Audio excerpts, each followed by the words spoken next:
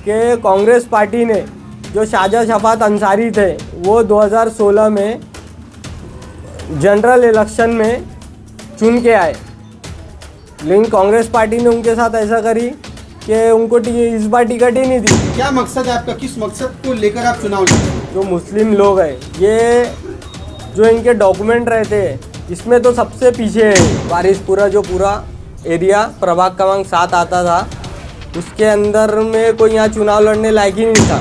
शाहजहाँ शफात अंसारी एक ऐसा चेहरा है कामठी शहर का जो किसी के नाम का मोहताज नहीं है, उसको हर कोई पहचानता है, हर कोई जानता है। अभी आप चुनाव लड़ रहे हैं, आपके दोस्तों ने, आपके युवाओं ने, आपके मोहल्ले वालों ने आपको कहा, लेकिन आपका प्रीवियस वर्क क्या रहा जिससे आपके वार्ड के मतदाता आपको वोट करें? नाली ओपन है, ऐसे कई समस्या है उसके अंदर में, इस वजह से मैं यहाँ चुनाव लड़ने के लिए इच्छुक ही नहीं। वार्ड मेंबर एक ये होता है कि तो उसके इलाके में जो एजुकेशन है, जो नगर परिषद की स्कूलें है उसको सही करना, पानी की समस्या होता है। अगर बुनकर समाज एक होकर शाहजहाँ शफात अंसारी को मतदान करता है तो शाहजहाँ शफात अंसारी एक तरफा चुनाव में जीत हासिल करेंगे। वार्ड नंबर 11 से एक युवा उम्मीदवार जिसकी उम्र मात्र 28 साल है, आतिफ अख्तर, और उनके साथ समीना परवीन, राष्ट्रवादी कांग्रेस पार्टी अजीत दादा गुट से।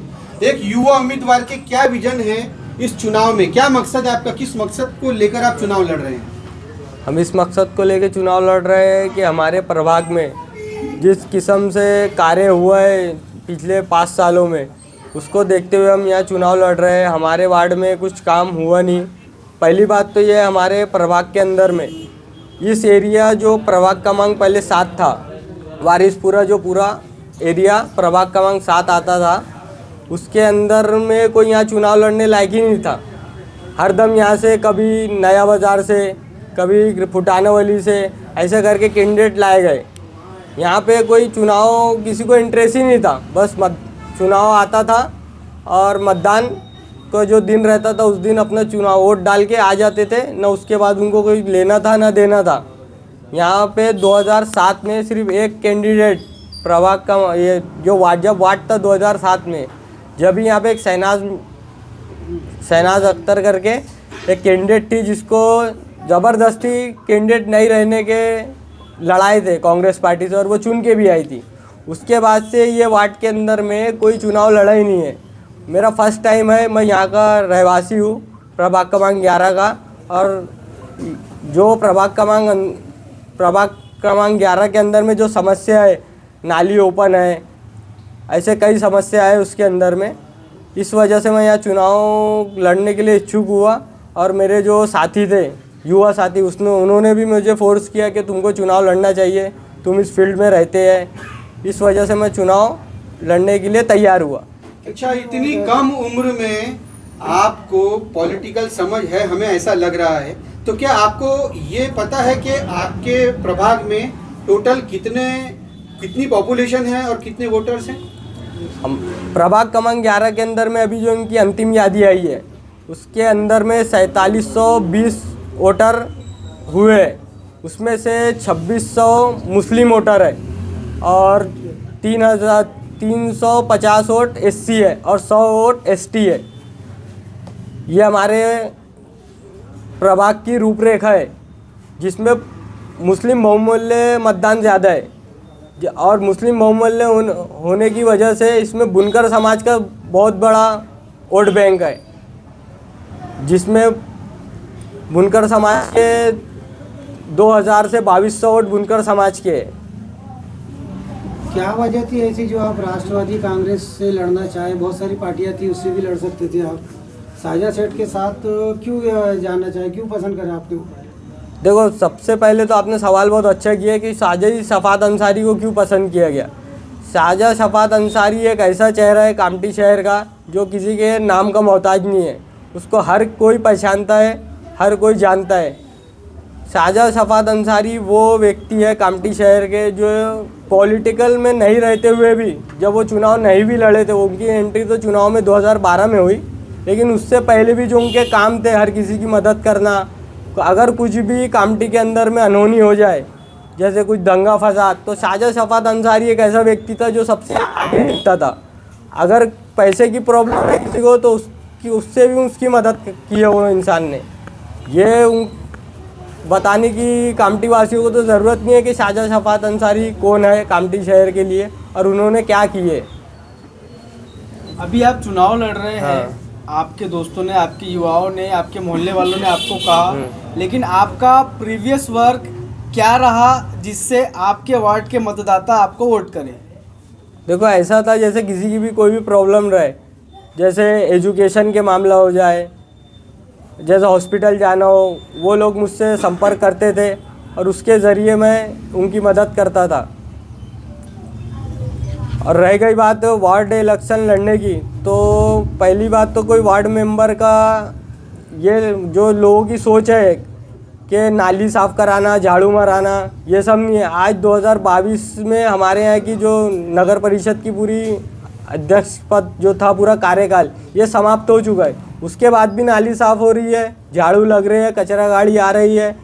ये एक वार्ड मेंबर की जिम्मेदारी है ही नहीं। वार्ड मेंबर एक ये होता है कि तो उसके इलाके में जो एजुकेशन है, जो नगर परिषद की स्कूलें हैं, उसको सही करना, पानी की समस्या, आरोग्य, पानी पुरवठा जो सबसे बड़ी समस्या है पानी की, जो आज नल आता है 4 बजे रात में, उसकी समस्या कामठी में सबसे बड़ी है। आगे क्या विजन है आपका? अगर आपके प्रभाग की जनता आपको वार्ड मेंबर बनाती है, आपका अपना नगर सेवक चुनती है, तो क्या ऐसे काम जो है आपके नगर एज अ नगर सेवक आप अपने वार्ड की जनता को सबसे पहले करना चाहेंगे? सबसे पहले तो हमारे को जो वार्ड के हमारे लोग हैं, जो मुस्लिम लोग हैं, ये जो इनके डॉक्यूमेंट रहते हैं इसमें तो सबसे पीछे है। हम सबसे पहले अगर चुन के आने का काम यही करेंगे कि हमारे वार्ड के लोगों का पहले डॉक्यूमेंट सही करें, जिसके इलेक्शन कार्ड नहीं बने उनके इलेक्शन कार्ड बनाए, जिनके जो भी प्रॉब्लम है उनके डॉक्यूमेंट में उसको दुरुस्त करें और उनको जो भी सरकारी योजना है उसका लाभ देने की कोशिश करेंगे। और रह गई बात हमारे यहाँ नगर जो प्रभाग क्रमांक 11 है, उसमें 5 स्कूल है नगर परिषद की, लेकिन वहाँ पे एक भी ग्राउंड नहीं है बच्चों के खेलने के लिए। वहाँ पे पूरा मार्केट है, मार्केट पहली बार फ्राइडे मार्केट भरता है, वो होने से वहाँ पे बच्चों को खेलने को बहुत दिक्कत है। आप किस तरीके से वोट के बारे में क्या अपनी जनता को क्या कहेंगे? अपने वोटरों को कुछ कहना चाहेंगे?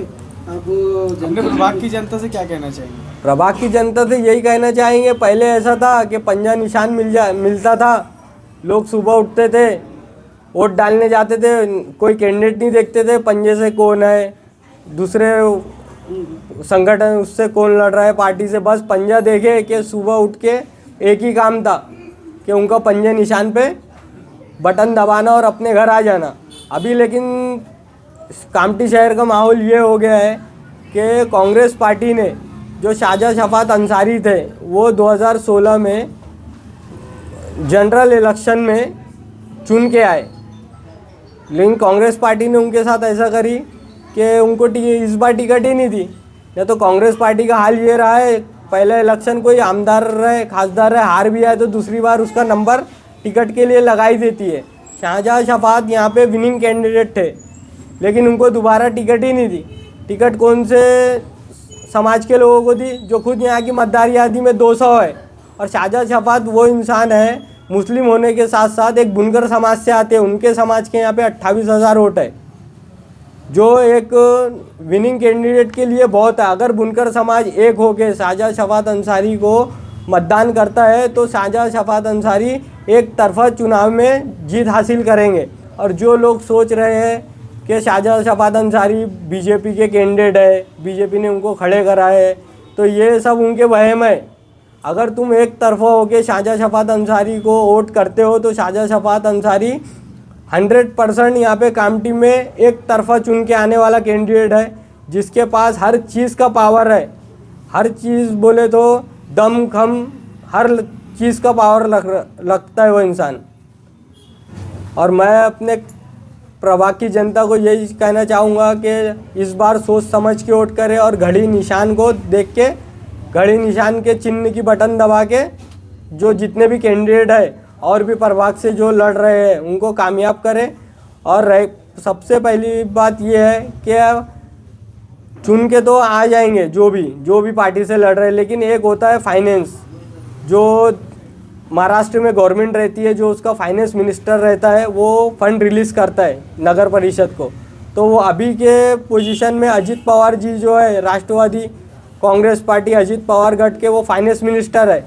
अगर तुम यहाँ पे घड़ी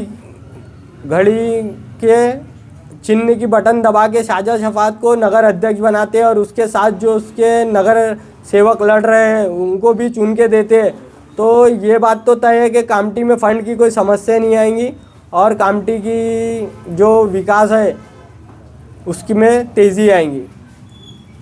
भाई एक आखिरी सवाल, मैं आप पर एक आरोप लगाना चाहता हूँ, आपने हमें गुमराह किया है। पूछिए कैसे? बोलो ना। भाई ये आपका पहला इंटरव्यू हो ही नहीं सकता, मैं मान ही नहीं सकता। एक 28 साल का युवा पहला इंटरव्यू इतनी सारी पब्लिक के सामने इतना शार्प तरीके से मैंने तो आज तक नहीं देखा। नहीं देखो, जो है ना वो सही है, सही बोलने में किसी की ज़रूरत नहीं पड़ती, जो बात है वो बात है। तो ये वाकई में आपका पहला इंटरव्यू है? ये मेरा फर्स्ट टाइम इंटरव्यू है। बात है यार। इन त्योहारों पे घर लाएं नए electronic items, LED TV, smartphones, washing machine या फिर हो एसी। हमारे यहाँ सभी इलेक्ट्रॉनिक अप्लायंसेस पर 0% डाउन पेमेंट के साथ फाइनेंस फैसिलिटी और एक्सचेंज ऑफर के साथ पाए ढेर सारे गिफ्ट वाउचर जीतने का मौका। मम्मी के किचन के लिए खरीदना हो ओवन या पापा के लिए खरीदना हो स्मार्टफोन, इलेक्ट्रॉनिक अप्लायंसेस को खरीदना तो सुरेश इलेक्ट्रॉनिक शोरूम ही आना। अब हर स्टाइल पर सबका हक। गरीबी हटाओ कपड़ा बाजार लेकर आया है सभी तरह के मेंस वियर, एथनिक वियर और कस्टमाइज्ड ट्रेडिशनल आउटफिट्स। महिलाओं के लिए हर तरह की साड़ी, कुर्ती और वुमेन्स वियर का जबरदस्त कलेक्शन। शादी हो या फिर कोई फंक्शन, यहाँ मिलेगा हर मौके के लिए परफेक्ट कलेक्शन, वो भी कम दामों में और स्टाइलिश अंदाज में। और घर की खूबसूरती बढ़ाने के लिए पर्दे, बेडशीट, सोफा कवर्स, गद्दे हो या फिर कुछ और, अब सब मिलेगा एक ही छत के नीचे। तो आज ही आइए गरीबी हटाओ कपड़ा बाजार एनेक्स में, अपना मूड हल्का करे लेकिन अपना बटवा नहीं।